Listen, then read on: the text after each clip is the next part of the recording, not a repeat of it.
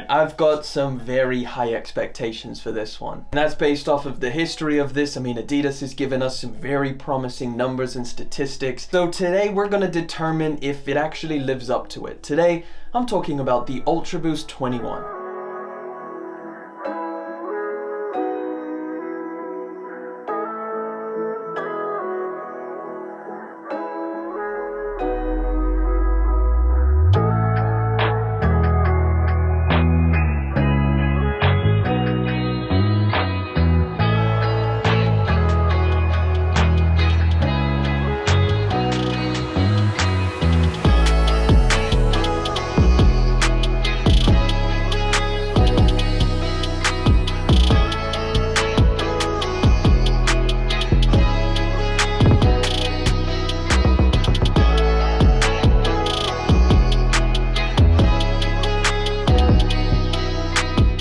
Here is the box. This is looking very prototype-esque. As you can see, they've got a diagram on the top of the outsole of the shoe. I'm not going to spend too much time on this, but if you take a look at the back, it also has some very detailed specifics about it. Here's a little look at the size tag as well. This is the colorway I got. This is what we're here for, the Ultraboost 21.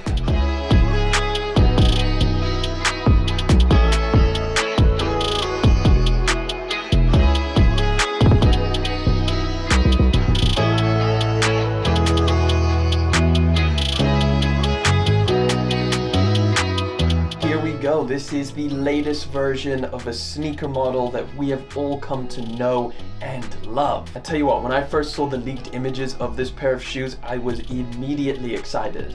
It just looks futuristic, but at the same time, I feel like it has a lot of characteristics from the original Ultraboost, which is the one I prefer and love, and I feel like a lot of other people feel the exact same way. Alright, so obviously the looks and the design of this shoe is going to be a little bit more subjective, right? You're either going to like this or you're gonna dislike it. So I honestly think the most important thing about this is the stuff you can't see. Is it more comfortable? How does it feel on foot? Does it perform better? And is this a eligible upgrade from what you're already wearing from the Ultraboost line? Well, again, we're going to be getting into all of that, but I first want to just kind of rattle off some of the specifics about this because the release went a little bit different. So this is the colorway I have. This is called the Cloud White colorway. Now this one actually released on January the 14th and was only available to Adidas Club members. So that was through the app, and this was actually the only colorway you can get right now. However, there is loads of other colorways that are going to be dropping on January the 28th. Now the retail price is something you're familiar with as well from the Ultraboost 19 and 20, sitting at £160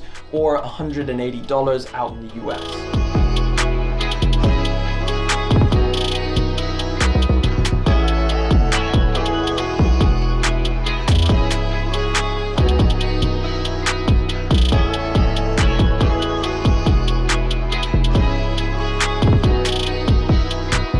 Alright, brilliant, cool. So we know the price tag, it has stayed the same. We know the release date, that's all good. Now let's get into what this shoe is really about. So Adidas has made some pretty bold claims. We're talking improvements to the upper. We're talking improvements to just the design and the boost and the outsole. There is pretty much a complete improvement to every aspect of this shoe.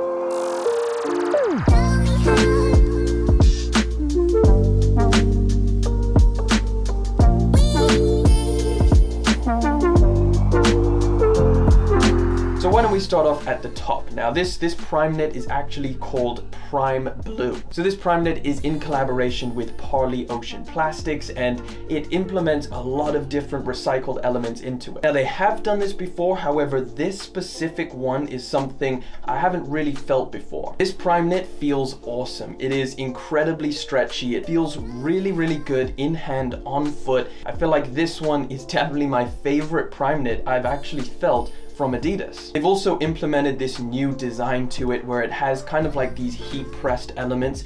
So that's the main texture that you see on the top. Of course, it has some of those perforation holes at the top of the shoe. So what have they done with the midsole? Well, as you can see, there is a complete redesign. It looks completely different, and Adidas has also said that they've added 6% more boost than any other Ultraboost. I feel like the first thing a lot of us are going to think, oh well, if we add more boost, it's going to be more comfortable, but I feel like there's just a lot more to it than just adding more boost. I don't think that directly affects the comfort level. What I do think makes a shoe more comfortable is a lot more than just adding more boost.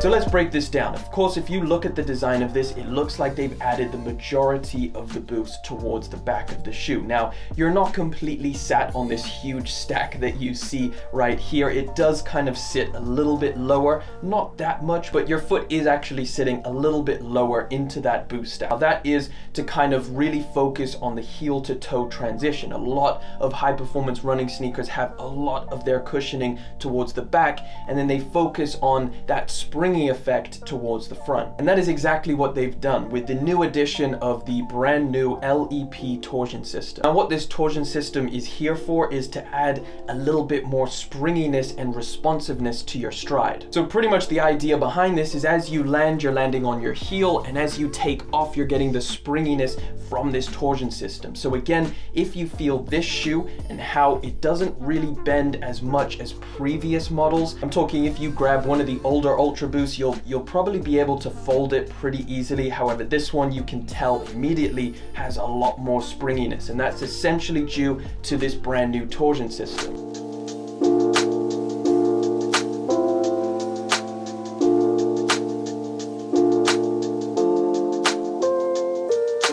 Now, one thing I do hope that Adidas has solved is the kind of wearing down issue that personally I've got. With previous Ultraboost models, I've found personally that it wears down pretty quickly, and that wears all the way to the boost, at which point you pretty much lose all traction. I've stepped on floors with some of my older Ultraboosts, and it is literally just a sliding mess. So I do hope that they've solved that and this one lasts a little bit longer. However, only time will tell. So what I personally was hoping for with this pair of shoes was that it looked good, and it looked good enough to replace my original Ultraboost and something that I'm gonna wear on a daily basis. And let me tell you, it definitely is.